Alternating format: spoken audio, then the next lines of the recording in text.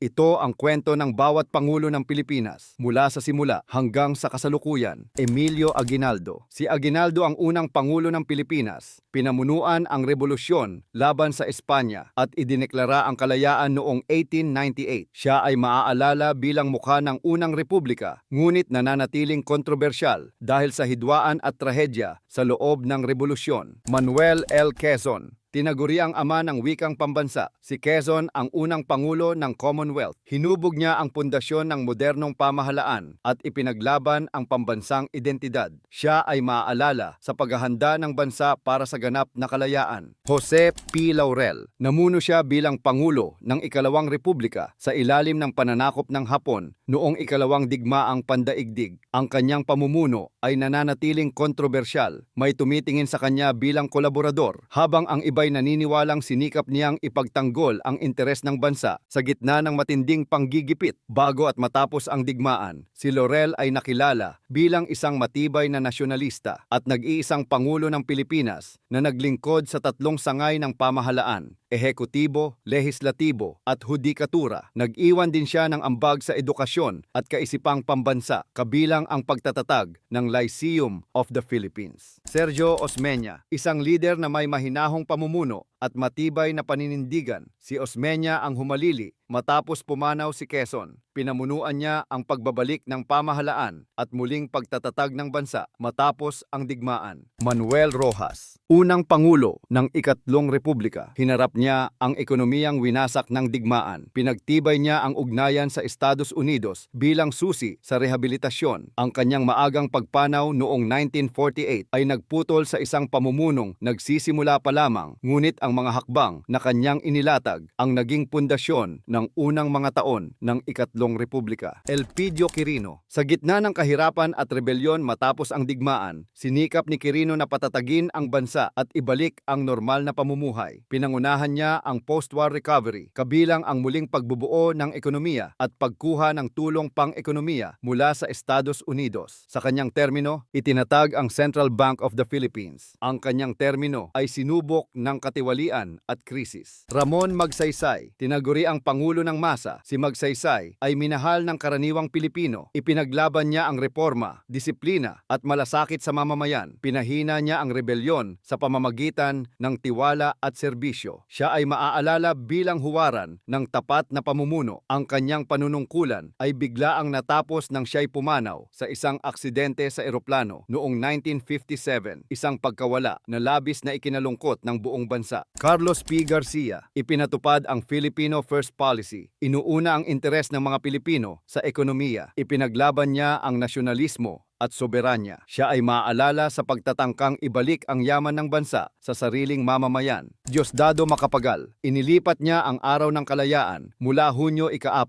tungo sa Hunyo 12 bilang pagkilala sa rebolusyon laban sa Espanya. Ipinaglaban niya ang reforma sa lupa at nilagdaan ang Agricultural Land Reform Code na naglalayon na ibigay sa magsasaka ang lupang kanilang sinasaka. Sa larangan ng ekonomiya, pinalaya niya ang piso mula sa kontrol sa palitan at import restrictions bilang hakbang upang pasiglahin ang ekonomiya at palawakin ang kalakalan. Ferdinand Marcos Sr., isa sa pinakamahabang termino sa kasaysayan, idineklara ang batas militar noong 1972 na nagdala ng kaayusan para sa ilan, ngunit takot para sa iba. Sa kanyang pamumuno, itinulak ang malalaking proyektong pang-imprastruktura, mga kalsada at tulay, kabilang ang Maharlika Highway, pati ang unang light rail transit at mga proyektong pang-enerhiya. Isinulong din ang Green Revolution upang palakasin ang produksyon ng pagkain at ang kilusan ng kabuhayan at kaunlaran na naglalayong magbigay ng kabuhayan at puhunan sa mahihirap. Itinuturing bilang isa sa pinakakontrobersyal na personalidad sa kasaysayan ng Pilipinas. Natapos ang kanyang pamumuno sa pamamagitan ng People Power Revolution. Corazon Aquino. Simbolo ng pagbabalik ng demokrasya na luklok matapos ang mapayapang People Power Revolution. Ipinanumbalik niya ang mga demokratikong institusyon at pinangasiwaan ang pagbuo ng konstitusyon ng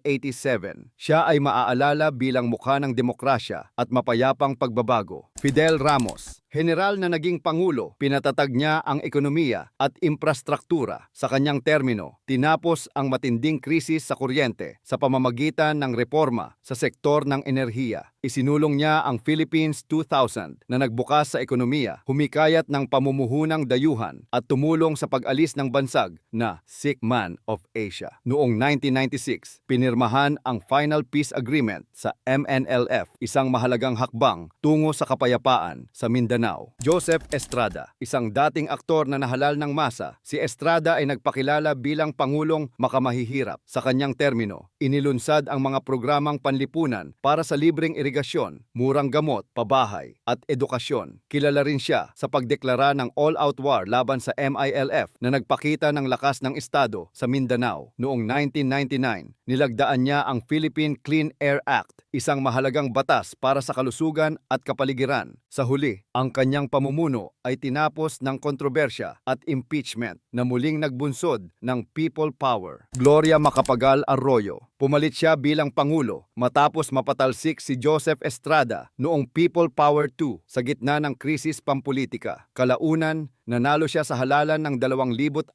at pinamunuan ang bansa sa panahong nakatuon sa fiscal stability, trabaho at infrastruktura bilang bahagi ng pagbawas sa kahirapan. Sa kanyang termino, nilagdaan ang mahahalagang batas tulad ng mga programa sa disaster risk reduction, benepisyo para sa senior citizens, automated elections, at ang Magna Carta of Women. Noong 2006, tuluyan niyang inalis ang parusang kamatayan sa Pilipinas, isang makasaysayang hakbang sa direksyon ng karapatang pantao. Benigno Aquino III, ipinaglaban niya ang daang matuwid na nakatuon sa good governance at transparency. Sa kanyang termino, lumakas ang ekonomiya at tumaas ang tiwala sa mga institusyon. Sa larangan ng kapayapaan, nilagdaan ang Comprehensive Agreement on the Bangsamoro, isang mahalagang hakbang tungo sa kapayapaan sa Mindanao. Sa usaping panlabas, iginigiit ng Pilipinas ang soberanya sa West Philippine Sea na nagbunga ng panalo sa international arbitration laban sa China. Nilagdaan din niya ang K-12 education reform na nagbago sa sistema ng edukasyon ng bansa. Rodrigo Duterte, isang matapang at hindi tradisyonal na lider. Sa kanyang termino, isinulong ang Build program na nagpasimula ng malalaking proyektong pang-infrastruktura sa mga kalsada,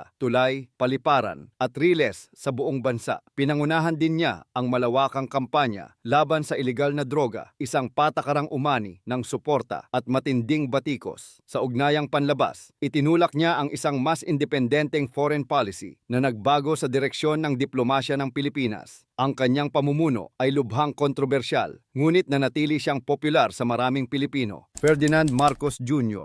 Sa kanyang pamumuno, binigyang diin ang pagbangon ng ekonomiya matapos ang pandemya na may focus sa presyo ng pagkain, trabaho at pamumuhunan. Sa ugnayang panlabas, pinagtibay niya ang alyansa sa Estados Unidos at mga kaalyado at mas malinaw na iginigiit ang posisyon ng Pilipinas sa West Philippine Sea. Kasabay nito, pinangunahan ang muling pagbubukas ng mga investigasyon sa katiwalian sa loob ng pamahalaan bilang bahagi ng agenda sa accountability. Bilang kasalukuyang Pangulo, ang kanyang pamana ay patuloy pang hinuhubog sa mata ng kasaysayan. At iyan ang kwento ng bawat Pangulo ng Pilipinas, mga lider na humubog sa ating kasaysayan, pagkakakilanlan at kinabukasan.